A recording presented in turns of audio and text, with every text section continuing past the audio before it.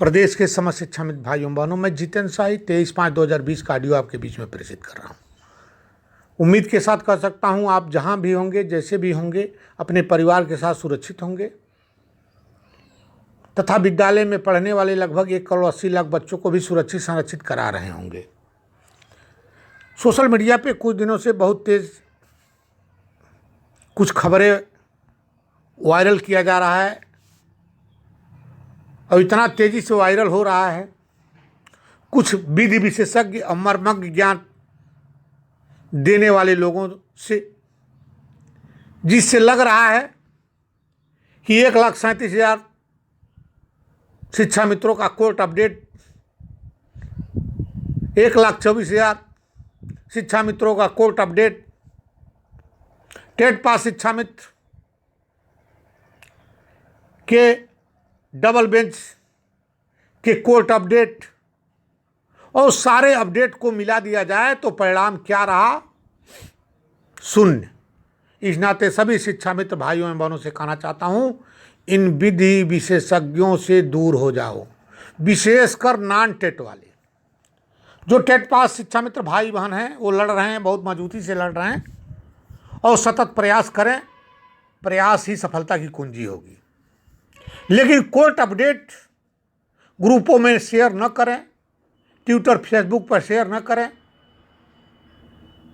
वो शेयर करने से समाज में एक विकृतियाँ फैलती है और विकृतियाँ इतनी फैल जाती है जिससे आने वाला परिणाम क्या होता है, कैसे होता है, आप जान भी गए होंगे। इशारा ही बहुत काफ़ी है।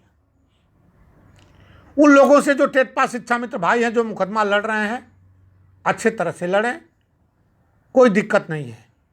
लेकिन शिक्षा मित्रों को टारगेट में लिया गया है, उसका मात्र एक कारण बीएड बीटीसी वाले लोग हैं।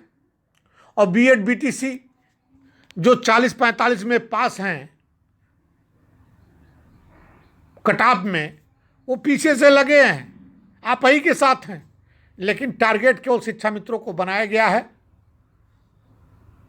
उसका एकमात्र कारण है कि शिक्षा मित्र सरकार और शिक्षा मित्र से खाई बनी रहे। वो खाई पड़ जाएगी तो हो सकता है शिक्षा मित्रों के भविष्य उज्जवल हो जाए। मैं आपके बीच में इस नाते आया हूं कि कुछ लोग हिमाचल प्रदेश के शासनादेश को लेकर, आदेश को लेकर चर्चा में आए हैं। कुछ लोग मार्च 2019 को लेकर सरगर्मियां तेज किए हैं कि मार्च 2019 से निकलवाने का बात कर रहे हैं। कुछ लोग 69,000 शिक्षक भर्ती के बाद निकलवाने की बात कर रहे हैं। एक वकील साहब हैं, वो शिक्षा मित्र की भविष्य की बर्बादी भी अपने ऑडियो में दे दिए हैं। तो मैं इन सारे लोगों से एक ही बात कहना चाहता हूँ, आपके भविष्य की मैं गारंटी नहीं लेता हूँ, लेकिन शिक्षा मित्र की भविष्य की गारंटी लेता हूँ। उत्तर प्रदेश सरकारें सब आती हैं, कैसे आती हैं, किस तरह आती हैं, कि कौन सी कार्यशैली अच्छा है, कौन सी कार्यशैली अच्छी है, कौन सी कार्यशैली कितना जल्दी परिणत होती है, कौन सी कार्यशैली कितने देरी लगती है। वो कार्य करने की अलग अलग तरीका होता है।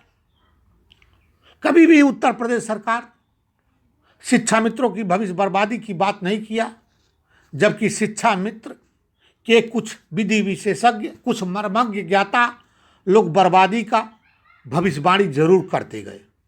यदि उन लोगों की चली होती तो शायद कब के घर पे बैठा दिए होते। कभी उत्तर प्रदेश सरकार द्वारा कहा गया है क्या कि आपको घर बैठा दिया जाएगा? कभी उत्तर प्रदेश सरकार द्वारा ये भी कहा गया क्या कि आपकी ज़िंदगी बर्बाद कर दी जाएगी? कभी उत्तर प्रदेश सरकार द्वारा ये भी कहा गया कि आपको निकाल दिया जाएगा?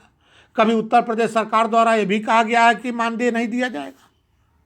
लेकिन उत्तर प्रदेश सरकार को टारगेट जरूर बनाया गया। मैं आज भी कहना चाहता हूं, नॉन टेट मेरे भाई, आप अपने आप पर सोचो, समझो, परखो और चिंतन मनन करो।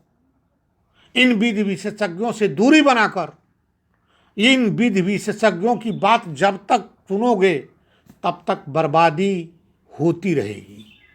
एडवोकेट साहब जो भाषण दिए हैं, ऑडियो अपना दिए हैं, वो जहाँ जहाँ प्रचार प्रसार में गए, एक संगठन को लेकर जैसे प्रचार प्रसार किए, चाहे 1,37,000 में, चाहे 1,24,000 में, चाहे टेट पास शिक्षा मित्रों में रीट किए।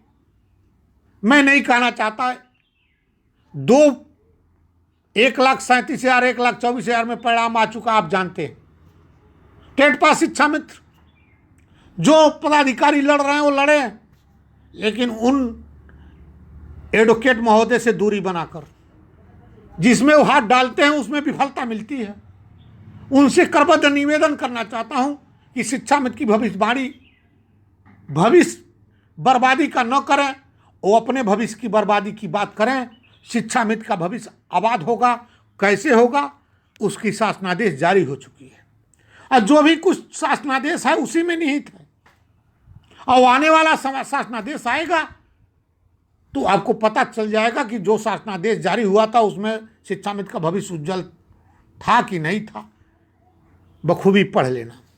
लेकिन हिमाचल प्रदेश के जो आदेश हुआ था वो सरकार से सामंजस्य शिक्षा मित्र से था और शिक्षा मित्र का सामंजस्य सरकार से था। आप जानते भी हैं। सभी लोगों से यही कहना चाहता हूँ कि आप अपने कार्यशैली पे विश्वास करो, आप अपने कार्यवाह को आगे बढ़ाओ, चाहे सड़क से सदन तक हो, चाहे सामंजस्य का संघर्ष हो। आपकी पहचान बनी है तो आपकी कार्यशैली पे बनी है, आपकी पहचान बनी तो आपकी संघर्षों के बदौलत बनी है। उस पे ध्यान केंद्रित करो। ये विधि विशेषज्ञों से दूरी बनाते हुए पुनः एक बार कहना चाहता हूं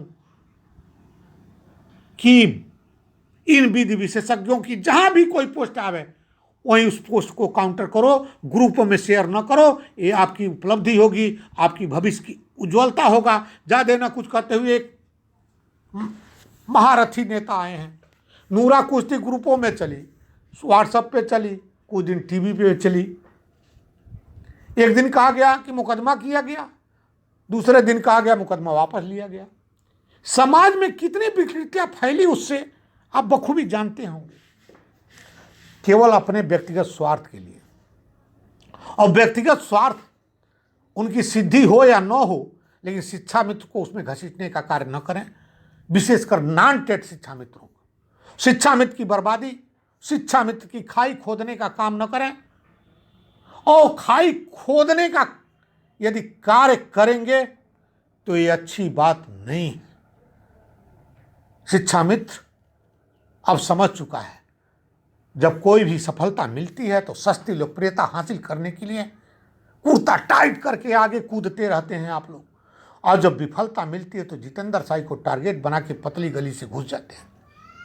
मैं आज सभी शिक्षा मित्र भाइयों बहनों से कहना चाहता हूं, आप सावधान रहें, सचेत रहें। आपका भविष्य उज्जवल होगा। 62 साल की उम्र तक सेवा करा के ही दम लूंगा। अब किस तरह करना है, कैसे करना है, यह घंटा मिनट दिन समय नहीं बताऊंगा, लेकिन आने वाला समय आपको बताएगा कि 62 साल की उम्र तक आप सेवा कर रहे हैं कि नहीं कर रहे हैं। इसकी जिम्मेदारी आदर्श समाज शिक्षक शिक्षा मित्र वेलफेयर एसोसिएशन लेता है। यदि इसमें कोई रोड़ा बने तो उसकी जिम्मेदारी उनकी होगी, हमारे संगठन की नहीं होगी। इसी के साथ अपनी बारी को विराम देते हुए मैं आने वाले ईद पर ढेर सारी मुबारकबाद देते हुए अपनी बारी को विराम देता हूं। जय शिक्षक, जय शिक्षक। सब्सक्राइब कीजिए हमारे चैनल को और दबाइए इस बेल आइकन को ऐसे ही और भी वीडियोस देखने के लिए।